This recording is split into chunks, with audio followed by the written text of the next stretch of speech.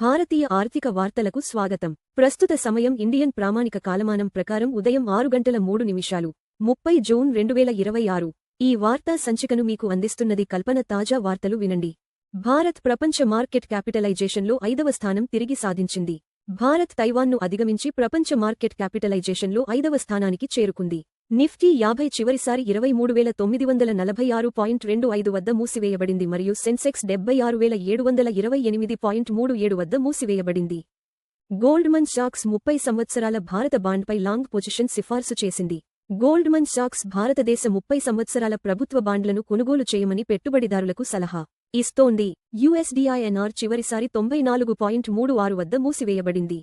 స్థూల పరిస్థితులు మారుతున్నాయని సంకేతం. కొత్త ఐఐపి సిరీస్ కింద భారత పారిశ్రామిక ఉత్పత్తి 5.1% పెరిగింది. 2022 నుండి 23 బేస్ సంవత్సరంతో కొత్త ఐఐపి సిరీస్ కింద భారత పారిశ్రామిక ఉత్పత్తి మేలో 5.1% పెరిగింది. బలమైన తయారీ విస్తరణ వృద్ధికి నేతృత్వం వహించింది. ఎగుమతులు మరియు కర్మాగార కార్యకలాపాలతో భారత్ ట్రాకర్లో అగ్రస్థానం సాధించింది. బలమైన ఎగుమతులు మరియు మెరుగైన కర్మాగార కార్యకలాపాల కారణంగా భారత్ మింట్ అభివృద్ధి చెందుతున్న మార్కెట్ ట్రాకర్లో మొదటి స్థానాన్ని తిరిగి పొందింది.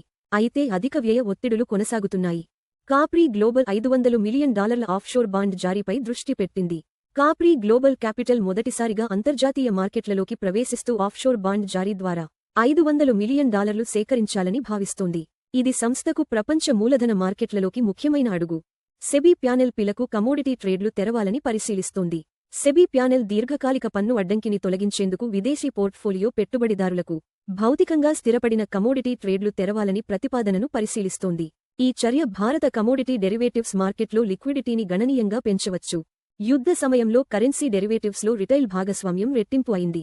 సంఘర్షణ కాలంలో భారత రూపాయి 6.5% పడిపోవడంతో కరెన్సీ డెరివేటివ్స్లో రిటైల్ భాగస్వామ్యం టర్నోవర్ శాతంగా దాదాపు రెట్టింపు అయింది. యుఎస్డిఐఎన్ఆర్ చివరిసారి 94.36 వద్ద మూసివేయబడింది.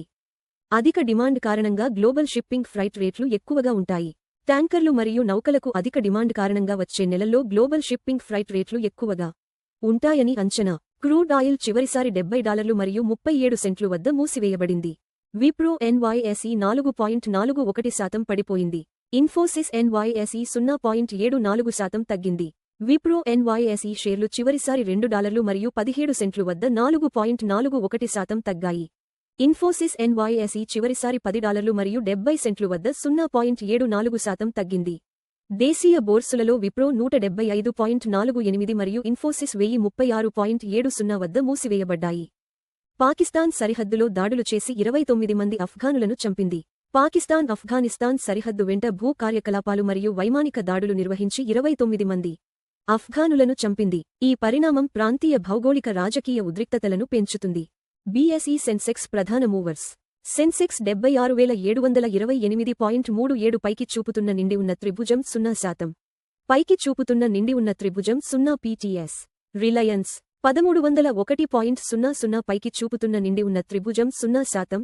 TCS 2097.90 పైకి చూపుతున్న నిండి ఉన్న త్రిభుజం 0%. HDFC బ్యాంక్ 798.90 పైకి చూపుతున్న నిండి ఉన్న త్రిభుజం 0%.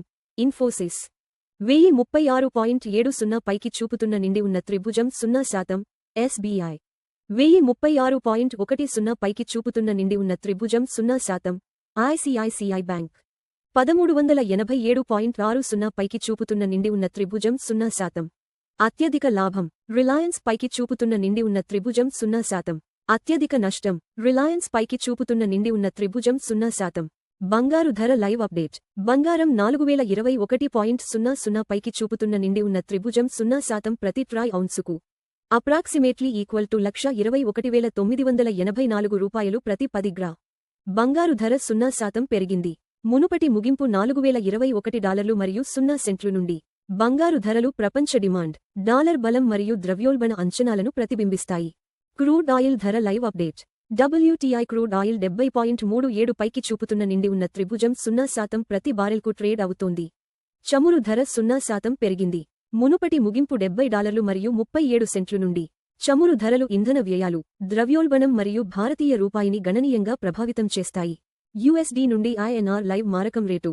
$94.36 పైకి చూపుతున్న నిండి ఉన్న త్రిభుజం 0% వద్ద భారతీయ రూపాయికి వ్యాపారమవుతోంది. రూపాయి 0% బలహీనపడింది. మునుపటి ముగింపు $94.36 నుండి బలహీనమైన రూపాయి దిగుమతి వ్యయాలను పెంచుతుంది. అయితే ఎట్ మరియు ఫార్మా ఎగుమతిదారులకు ప్రయోజనం చేకూరుస్తుంది. చూసినందుకు ధన్యవాదాలు. లైక్, షేర్ మరియు సబ్స్క్రైబ్ చేయండి.